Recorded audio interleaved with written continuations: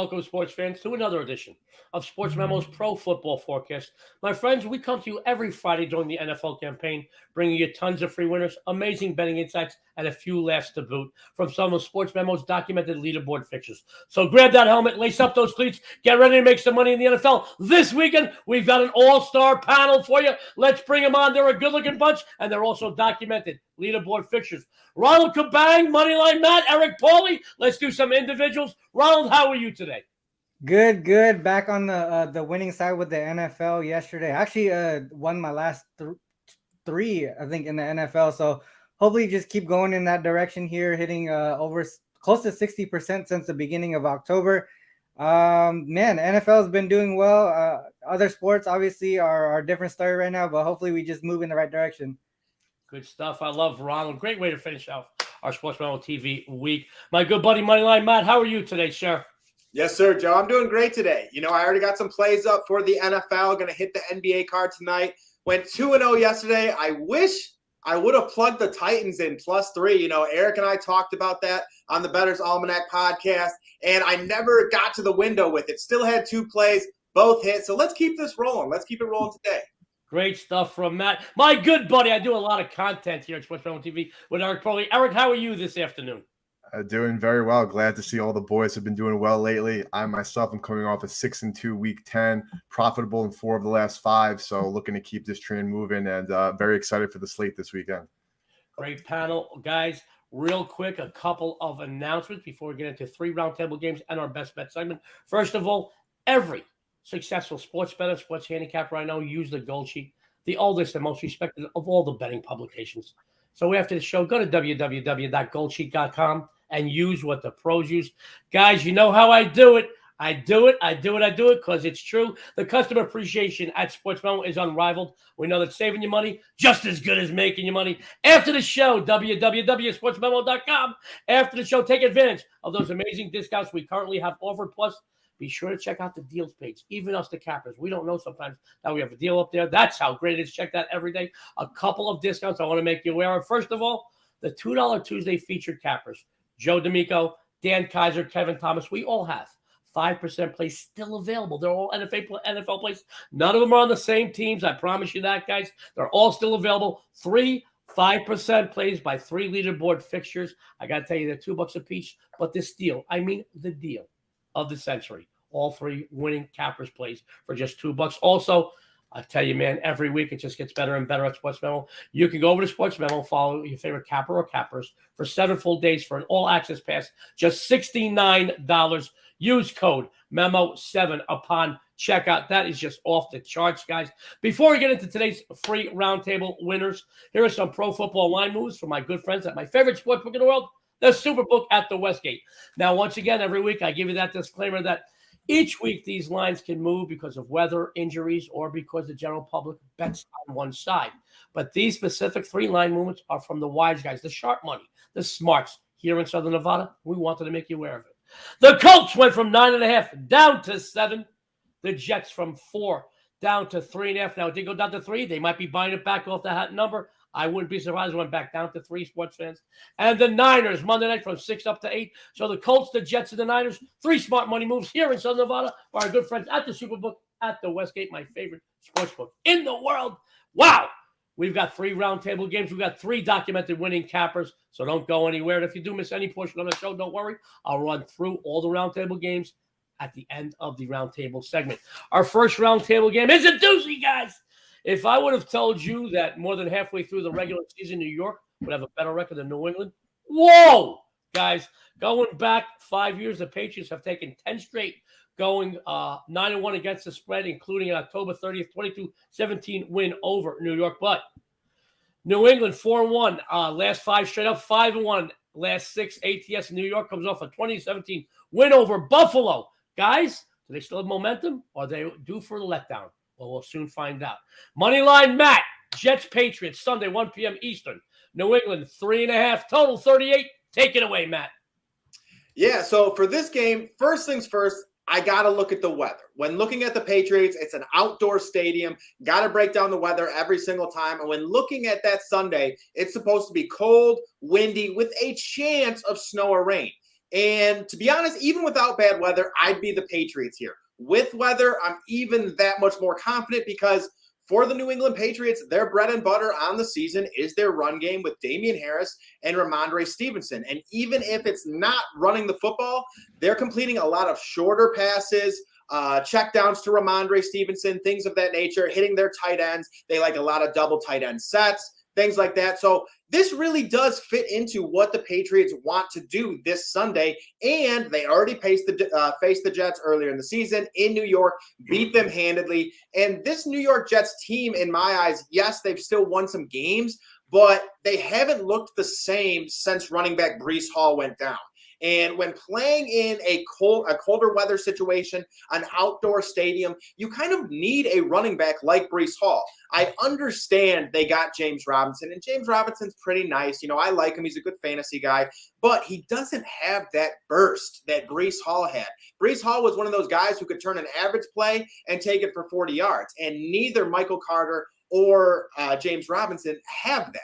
And another aspect that I'm looking at is Bill Belichick. Bill Belichick runs the New England Patriots defense. He's potentially the best defensive coordinator in the history of the NFL. And one thing that he is very good at is finding a team's weakness and exploiting it.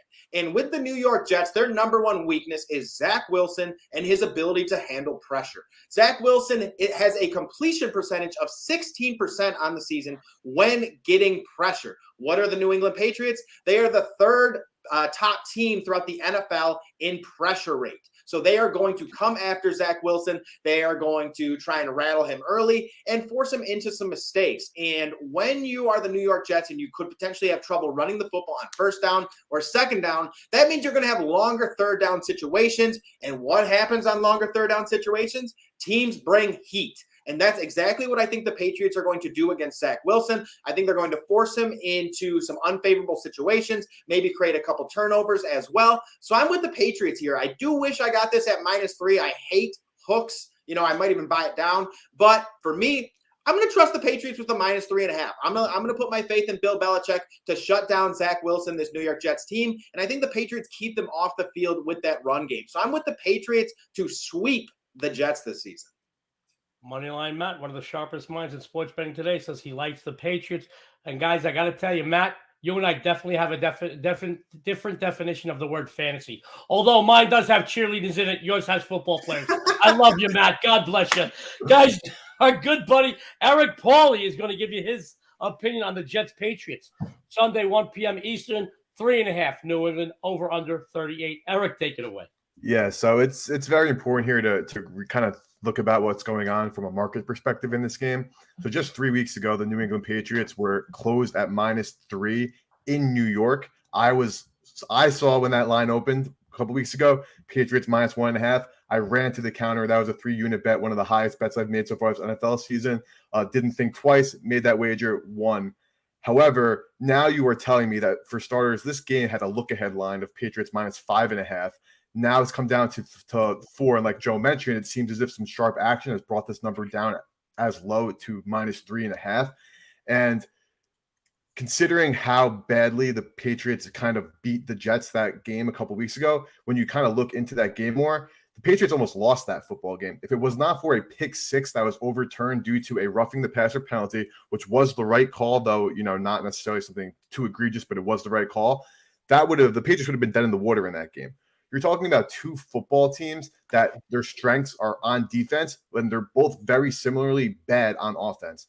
Now, I'm not going as far as to say that I'm going to take the Jets plus the 3.5 for the reasons that Matt outlined, and the reasons why I love the Patriots the first time these two teams met this season is because if it's Bill Belichick versus Matt LaFleur or Mike LaFleur, the OC for the Jets, and Zach Wilson, you take Belichick 20 times out of 100 times out of 100. You take Belichick to win that matchup.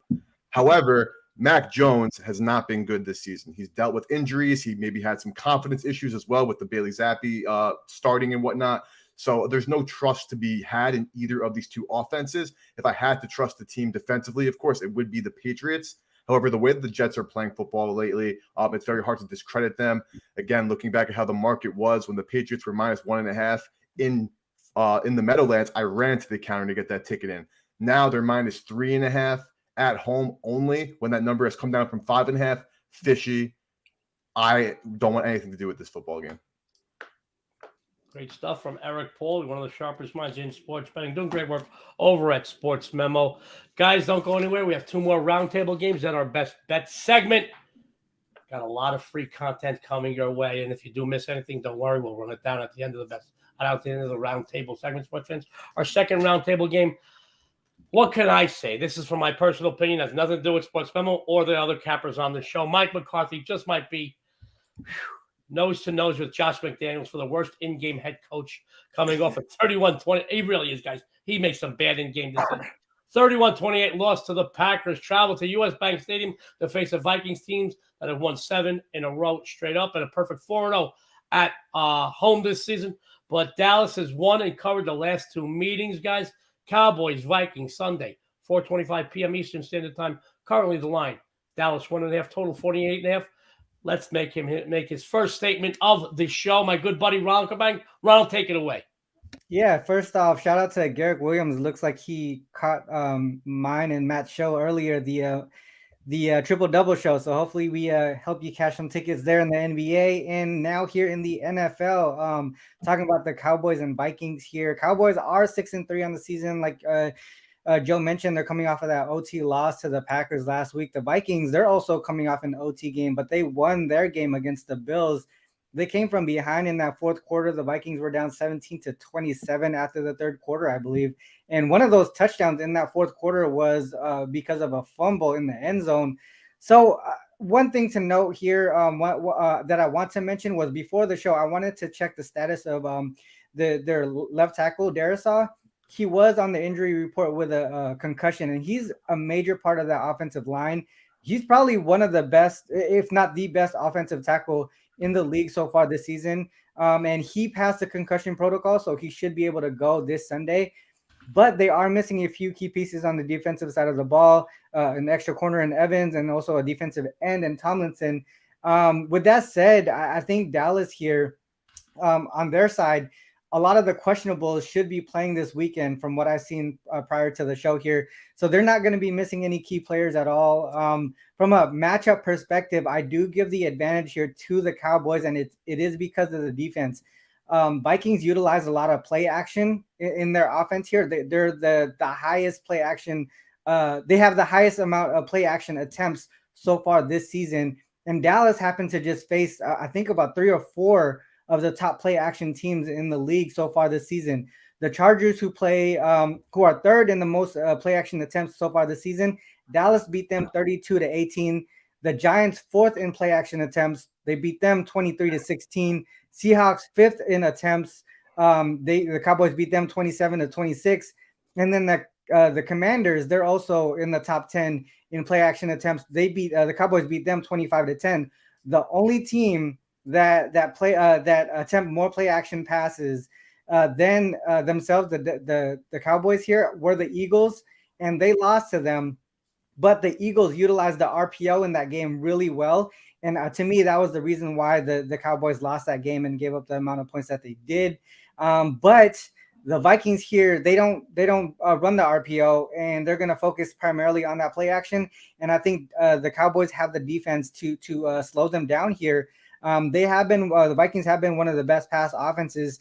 But like I mentioned here, with the key players on the defensive side of the ball, the front 7 that the Cowboys have that create a lot of pressure, they're going to be able to create some hurries and possibly some takeaways here on this side of the ball. And to me, that's going to be the key piece that gives me the Cowboys the advantage. I think they get it done here. They get the win. I think the line here is at -1.5. They should be able to win by at least a field goal here. There you go. Ronald Cabang, who says his NFL is heating up, and he's heating up. He's scoring bookmakers. He says the Cowboys. Let's go over to Moneyline Matt, who, although he's got the best hair on the show, always wears hats. It really upsets me. It really upsets me. Moneyline Matt, Cowboys, Vikings, 4 p.m. Eastern time. He made me laugh. Cowboys 1.5, total 48.5. Take it away, Matt. Hey, and honestly, Joe, I posted one of our videos on Twitter, and people started chirping my hair saying it was too long. So I got a hat on right now. I do need a haircut. Once I get a haircut, the hats will come off. We'll be good to go. But For this game, I am with my boy Ron. I got the Cowboys here. And, to me, when I was looking at this game, or right when the lines came out, a bunch of my group chats started lighting up and people being like, Vikings -1.5, Vikings -1.5. And immediately, once I started reading it, I was like, this line stinks. A lot of people are going to be going with the Vikings, but me personally and my boy Ron, we think the Cowboys got the advantages. And here is why. A lot of what Ron said, too. The Vikings are 11th in sacks allowed, and the Cowboys are first in getting to the quarterback and love that play action game. The only thing, though, the Vikings have not been running the football all that well. You're not going to bite on the play action attack if you're not running the football well. Because of that, I love Micah Parsons to come off the edge and get to Kirk Cousins probably at least 2 times. I would love to look at his over-under for sacks in that game because I would take him over all day. He's way faster than Kirk Cousins. He's the most explosive defensive end, outside linebacker, edge rusher, whatever you want to call him, coming off the edge. I think he has a huge game here. And, when looking at the Cowboys offense as well, they've been rushing the football very well with Tony Pollard. I actually feel more comfortable with Zeke Elliott out. I think Tony Pollard and this team is actually better with Tony Pollard as the lead back. He's more of a do-it-all. He can catch it out of the backfield. He's good in and out of the tackles, and he has the explosive cuts to just break a 40-yard play any given time. And then when you look at this Vikings defense, okay, the Vikings are 12th in getting to the quarterback, while the Cowboys are 2nd in terms of overall pass protection. The Vikings are pretty solid against the run, just about top 10, but it's their pass defense. Their pass defense is not good at all. And in all honesty, last week, I put that far more on Josh Allen than I do this Minnesota Vikings defense. Anytime you have Patrick Peterson as one of your starting corners, don't get me wrong, love Patrick Peterson back in the day with Arizona, but he's not that guy anymore. And anytime he's matched up with someone like CeeDee Lamb or even someone like Michael Gallup, he's going to get absolutely roasted. And I think the Dallas Cowboys are in a great situation to expose this Minnesota Vikings defense, this Minnesota Vikings pass defense. It's honestly one of the worst in the NFL.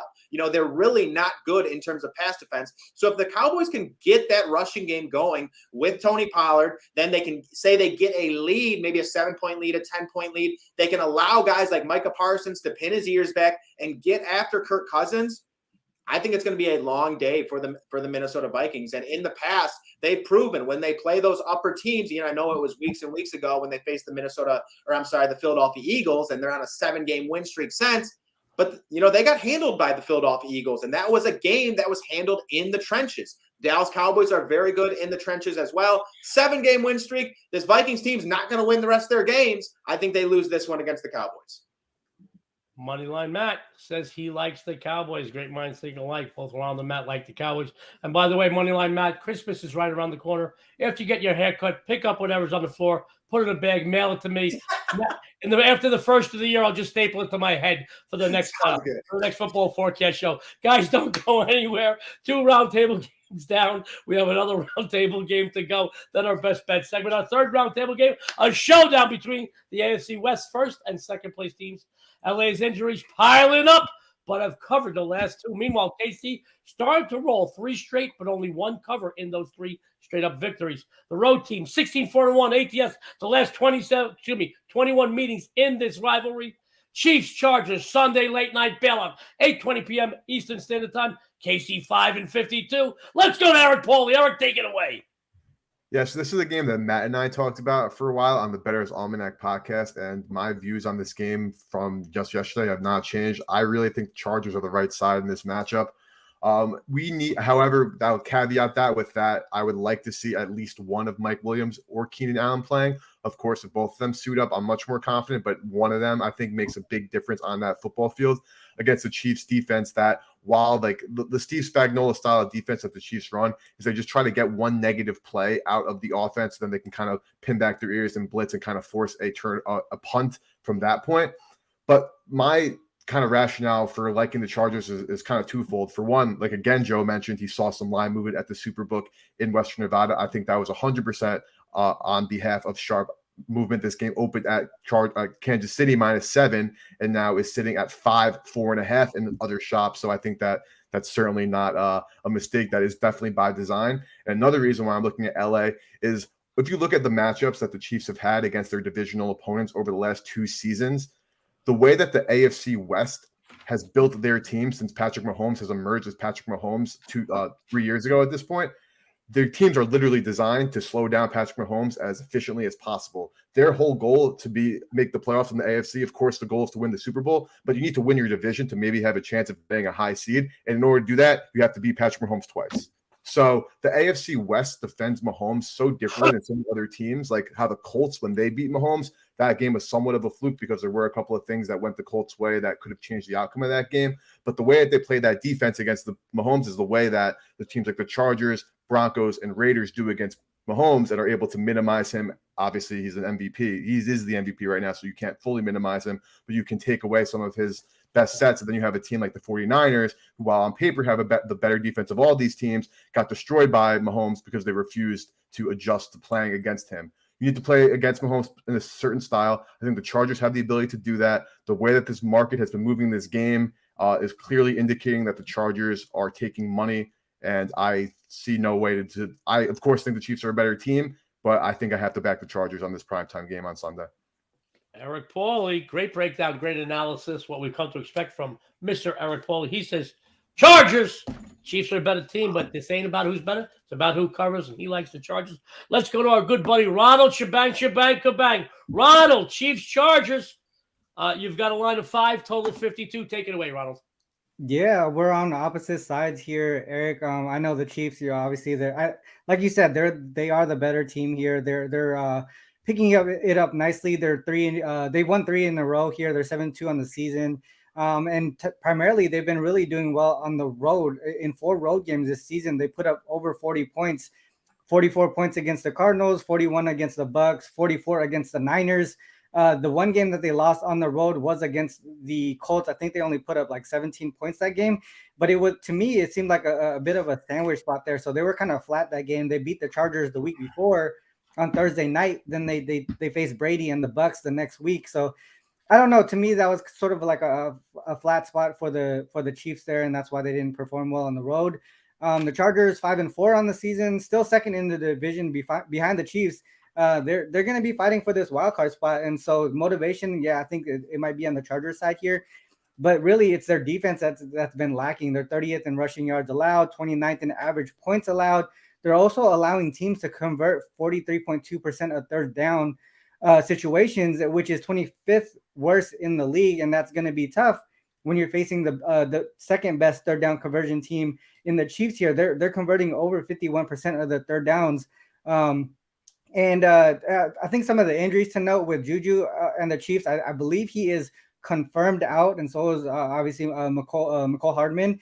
But with Mahomes at the quarterback position, I don't think we need to worry too much about backing the Chiefs here. I know 5 is a pretty large spread, but they should be able to continue to move the ball as long as Mahomes is there. On the Chargers side, a bunch of the questionables, I believe Keenan Allen and Mike Williams are the key playmakers that we need to worry about. I believe they're both trending in the direction to play.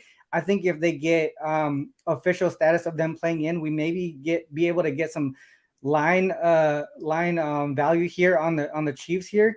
Maybe move down a half point at least, at the very least, and give us some value there. To me, I just feel like the Chargers defense won't be able to stop the Chiefs here. The Chargers allow teams to score in over 45% of their possessions, and Chiefs, they're just a well-oiled machine so far this season on the offensive side of the ball. And just to look back at the Chiefs with Mahomes since 2018 in divisional road games, they're actually 11-0 straight up in those spots. If you include the Chargers game in 2019 where they played in Mexico, which isn't a road game, it's more of a neutral spot, they would be 12-0 in that spot. And if you look at them when they're favored by less than a touchdown in these road divisional games, 4-0-1 against the spread dating back to 2018, and that's when Mahomes started for this quarterback for the Chiefs team here at quarterback. And the Chargers dating back to 2020 when Herbert was the quarterback, they're 0-3 straight up in divisional home dog situations. And if you look at if they're dogs of a touchdown or less, 0-2 in that spot. And the last instance was against the Chiefs last season. They lost 28-34 as 3-point home dogs. To me, I think a lot of the things are pointing towards the Chiefs Chiefs to take care of business by a touchdown or less here. A touchdown or more here. So I would take them with the -5 for this weekend. Ronald Cabang says he's taking the Chiefs. We've got a contradiction on roundtable game number 3. He says it doesn't matter who's out for the Chiefs. Patrick Mahomes is at the helm. He's going to work his magic. Guys, we still have our best bet segment, but I'll run through the roundtable games and our experts' predictions. Our first roundtable game, Jets at Patriots. New England 3.5, 38. Moneyline Matt says the Patriots. Eric Pauly says no pick. You know, guys, I want you to know when a capper comes on the show and he has no pick, I respect that as much as when they do give out a pick. I want you to know, not crazy about a game saying, I'm not putting my money on it. I don't think you should either. I respect the heck out of that, Eric. Second round table game, Cowboys at Vikings, Dallas 1.5, 48.5. Both Ronald and Moneyline Matt, they're going to be moving in together. They agree a lot. Cowboys say they both like the Cowboys. On our third round table game, everybody's laughing backstage. On our third round table game, Chiefs at Chargers, Casey 5-52. We have a contradiction. Eric Pauly says the Chargers. Ron Cabang says the Chiefs. Guys, those are the roundtable games. We have our best bet segment. Before I go into our best bet segment, I want to just once again, we do have the best customer appreciation discounts on the planet here at Sports Memo. Any one of these great cappers you can find over at Sports Memo after the show. You get a 7-day all access. They each do multiple sports. So you're not just going to get one sport. I know this is an NFL show. You're not just going to get NFL plays from these guys. They each do multiple sports. 7 days, less than $10 a day, $69. If you bet $20 a game, you bet $20,000 a game. That 7-day all access is just amazing. Also, guys, no matter what you bet a game, no matter what your bankroll, it's a way for you to dip your toe in one of your favorite cappers' waters before you dive in. Personally, I'd buy one of them for a year because that's the best value of all. But you want to dip the toe, get that 7-day all-access package, $69. Hell, for that money, you can get Ronald, Matt, Eric, and me and have the best quartet you've ever had. Guys, we're going to our best bet segment. I want to first talk about Moneyline Matt, guys. Moneyline Matt, he does some of the sharpest breakdowns and analysis I've ever worked with. I've worked with them all in the last 30-some-odd years here in Vegas. I've worked with the icons and the pioneers of the betting industry. I've seen guys come and go. Moneyline Matt does some breakdowns and analysis like nothing I've ever seen before. He is one of the sharpest minds in sports betting today. He's going to tell you what he's been doing. He's going to tell you what he's going to be putting on the premium side. He's got a free best bet for you. Matt, take it away. Yeah, Joe, thank you as always. I think you're the best at gassing me up. If anything ever happens to me, I want you speaking at my funeral, straight up. So for me, though, right now, I got 3 NFL plays up. I'm going to be hitting this NBA card tonight. I just haven't got to it just yet. A lot of shows today, giving out the free picks and plays for the people. And then UFC. We have the UFC this weekend as well. So I'll definitely be throwing some packages out there. A little bit of a discounted rate. Again, like Joe said, so you can get a feel for all the cappers. And it's not just me. It's everyone else on this panel today. Everyone is extremely talented here at Sports Memo. A lot goes into the picks and plays. We always want to give you the best odds, the best angles going forward. So yeah, go ahead and check that out over at Sports Memo. But for today, my best bet is going to be the Chicago Bears +3 against the Atlanta Falcons. And a lot of this has to do with, similarities to last week and what Justin Fields is going to be seeing with this Atlanta Falcons team. Justin Fields in his last 2 games has had 178 yards rushing and 147 yards rushing. And both of those games, they lost by 4 points total combined. So now the Bears travel on the road to face off against an Atlanta Falcons team. And it seems like an Atlanta Falcons team that is maybe drove off that cliff and is just free falling right now. They've lost their last 2 games to the Panthers and the Chargers.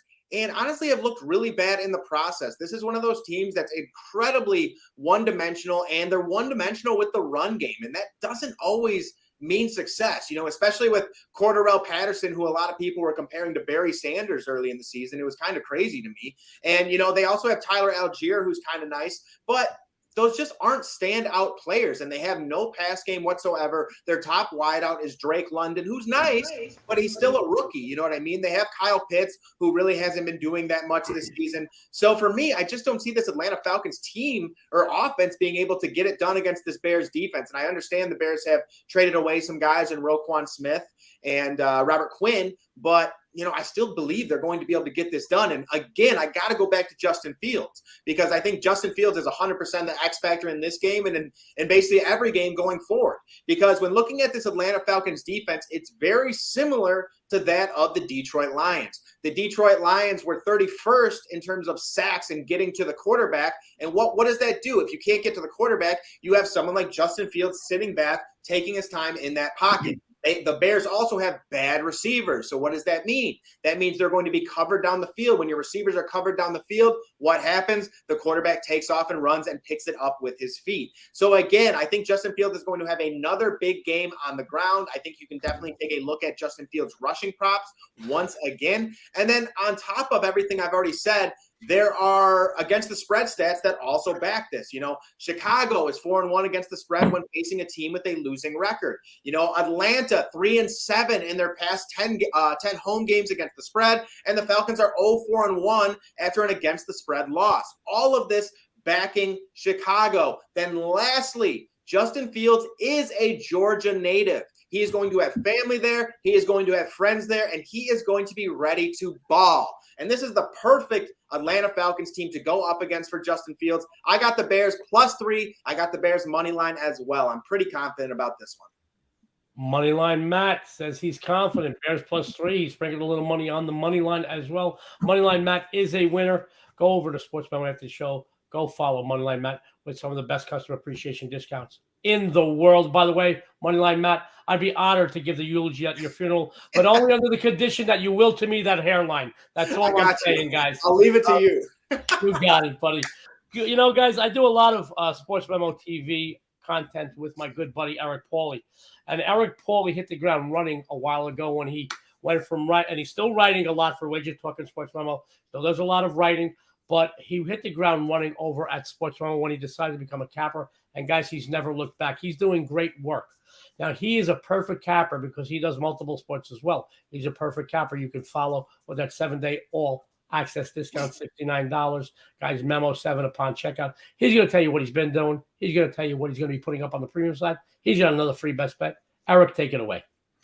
Yeah, and I'm going to start by just saying what I say every time on the show. All access is the way to go for not just myself, but every capper. You get every single play, top-rated plays, the entire slate, at a lower price, plain and simple. So I would always recommend hopping on that all access, especially when Sports Memo and Wager Talk put together fantastic discounts like they do. So you can hop on Joe, Ronald, and Matt's packages for every single sport they play. On my end, as always, week 11, all access. Every single pick I have for this week is in one place first Sunday. So make sure you snag that and take a look into that. I went 6-2 this past week. I've won 4 the last 5 weeks. I'm plus 17.5 units on the season. So we're looking to keep this going. Now, the Chicago Bears +3.5 was actually my best bet, but Matt got to that first, so I'm going to have to settle for number 2 here. And I'm going with the Houston Texans +3.5. I would recommend buying this to 3.5 if you can get -125 odds, because my +3.5, -125 is actually more valuable than +3, -110. So if you're able to get that at that, I wouldn't recommend buying it at 130. Keep it to 125. And as you guys should know, and if you don't know, I am a gigantic Commanders fan, but I have no problem fading my team whenever I think that we're the right spot, or backing us when we're the right spot. I was on the Commanders on the money line Monday night because I thought we would beat the Eagles like we did. And then now I think it's time to come back down to earth. We won our Super Bowl, and now it's a situation where we are set to let down. And something that I think is very interesting, and this is the reason why I do like the Bears this week, and it kind of relates to this game too. When you have a team like Chicago and Washington getting points, you're more inclined to take that team because those are teams that are like in the middle of the pack in terms of badness, and you're giving them points. You don't have to win the football game and then lay. They just have to win the football game or lose by a little bit. It's much more of an attractive spot. Now, you tell me Washington covering 3 on the road, again, coming off the Super Bowl victory that they basically had on Monday. I think this is a letdown spot. Texans' offensive line is actually pretty solid, and Washington's pass rush is great, but I can expect Davis Mills, who since the start of 2020 in his career, 2021, he's actually the 9th best passer in terms of passing yards and EPA when he's playing at home. So he is much better at home than on the road in that dome. I think Washington's emotions kind of got the best of them on Monday in a good way. They were able to go out and get that win. But Taylor Heineke, despite the good things he does, he is an accident waiting to happen. He has like a minimum of like 4 turnover-worthy plays per game. Only so far, he's been pretty lucky with only having about 1 a game, but that very easily could become multiple turnovers. This Texans offense, Dameon Pierce, while this Commanders defense is tough to run on, I think he is talented enough to do some things. Nico Collins, Brandon Cooks may pose a little bit of a problem. And don't get me wrong, the Commanders are playing well, and I have this game as Washington -5.5. but it's too fishy. It's been sitting 3 all week, and I'm sure it's getting absolutely pounded, and nobody in the number hasn't moved. That's also suspect to me. So I'd rather take the value with the 3 plus the 3 points plus the half point with the Houston Texans here. Hate to go against my team, but again, I like money more, so I'm going to go with the Texans plus 3.5. Eric says he likes money more than his favorite team. He's taking the Texans plus that 3.5. Gotta love Eric. He's doing some great work. 6-2 last week. Doing great work over at Sportsmemo. Go over to Sportsmemo after the show. Go follow Eric.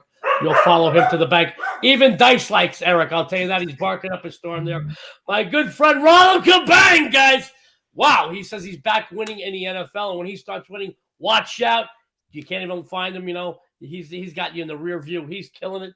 He says he's back winning. Great stuff. When he's winning, he goes on tears. It is amazing. When he starts winning, bookmakers start closing up shop. He's going to tell you what he's been doing. He's going to tell you what he's going to be doing on the premium side. And he's got a free best bet. Ronald Cabang, take it away. Yeah, I got put up one NBA play so far today. I'm going to look into it a little bit more and see if I can find anything else where I have an edge. But trying to lower my volume there in the NBA. As far as the NFL, just continuing to plug away and pick my spots here. My best bet for the show today is one that we talked about. It's going to be on the Chiefs here. I know Eric put out some great information on why he would back the Chargers here, but a lot of things for me just point towards the Chiefs, and just historically in the same spot here throughout the last few years, especially with Mahomes at the helm. They just do well on the road as divisional favorites, and especially when it comes down to games where they're favored by less than a touchdown. Like I mentioned earlier, 11-0 straight up in divisional road games since 2018, and 4-0-1 against the spread when they're favored by less than a touchdown. Another thing to mention, and this is with the Chargers here. Like I said, they're 0-3 straight up in divisional home dog situations, 0-2 against the spread when it's also less than a touchdown. But I also looked at a lot of revenge situations here, right? Divisional revenge. A lot of people bring that up here. And the Chargers, going back to 2020 when Herbert was the starting quarterback, they're 4-0 straight up and against the spread in divisional revenge spots. But these are later in the season, week 15 and later. In 2020, they faced the Raiders, Broncos, and Chiefs. None of the starting quarterbacks from those teams actually started in those games that they won and covered. Same thing last season with the Broncos. They had Drew Lock at the quarterback position as well. So some of these later in the 15, 16, 17 weeks, when the games don't matter as much to the teams who are favored, they don't really care for it. They're already locked into their playoff positions. And that's the situation that the Chargers have been in recent years. Their revenge situations, divisional revenge situations, haven't been very meaningful. And this one here, to me, I feel like the Chiefs would be able to take this one seriously earlier in the later part of the season, week 11. They should be able to focus here, take care of business. Another thing to note, and credit to my circuit partner here, Austin Wang, for pointing this out to me. He told me later in the season, weeks after week 10, divisional favorites tend to perform well. So I looked at divisional favorites after week 10 since 2017. They've covered at a 56% rate, 57, 44, and 2 against the spread. But if we look at the higher spreads, I look at specifically teams favored by more than 4 points, the advantage becomes more apparent here. 38-20 against the spread, which is 65.5% hit rate since 2017. Like I mentioned earlier, a lot of things are just pointing to the Chiefs here. I know in the NFL, a lot of sharp guys, they point towards the dogs, and make sure that's where the value is. But for me, a lot of the things are pointing towards the Chiefs here, and I wouldn't be scared to take them with the -5. Ronald Cabang says to take the Chiefs. He said that he's also lowering the volume of NFL plays he's putting out. He's giving you the best he's got. Less games, higher percentage winners. Follow Ronald after the show. Best customer appreciation discount on the planet. Speaking of volume, guys, your sexy and savory host is ready to rock. So adjust the volume. I'll put the con in yours. I'm ready to go right now. Lower that volume. Put it up if you're hard of hearing, because we're going to have some fun today with another free winner. But first, guys, my NBA, what can I say? It's a football show. My NBA, number 1 and number 2 in every category since day 1 of the NBA season. 6-time college basketball handicapping champion. I have been dormant so far in college basketball, but you're going to see some big winners this weekend on the NCAA basketball forum from me this weekend. My NFL ain't just heating up. It's on fire. For those of you who are bilingual, I'm El Fuego. Scorching bookmakers riding a 15-6 overall run. Guys, a huge winner Monday night. A huge winner Thursday night. Commanders, Titans, 12-time NFL top capper. This is the time of year you must follow a proven and documented winner, and Joe D is just that. 23-6 NFL high roller is my $2 Tuesday play. It's already posted. This is a game I normally only release to my personal clients that move 10 dimes a game. I want everybody, no matter what denomination you bet, to get on the big winner in the NFL this Sunday. Guys, 23-6, you can't argue with a 79% success rate. I will also tell you this. By this afternoon, which is Friday afternoon, I will have up several games of the month for college and pro football. The best big game hunter will hunt, stalk, and kill your book. Get them all this weekend at Sportsmemo. They'll all be posted by Friday night. Let's go into my best bet, and I'm going to be betting dinner with one of my panelists today about this game. Guys, sports fans, with the Eagles looking mortal and the Cowboys, well, looking like the Cowboys, the Commanders certainly have a chance at possibly competing for the NFC East crown. Moreover, sitting at 5-5 right now, a lot of NFC mid-level squads like the Seahawks, Cowboys, Falcons, all dropping games a week ago. This team has a very, very good chance at making the postseason. Taylor Heineke, Taylor, don't call me Swift Heineke, will remain the starting quarterback, and why not? He's been ample. He's been adequate. He'll be under center for the 5th start this season. With each start, he's getting more experience, more.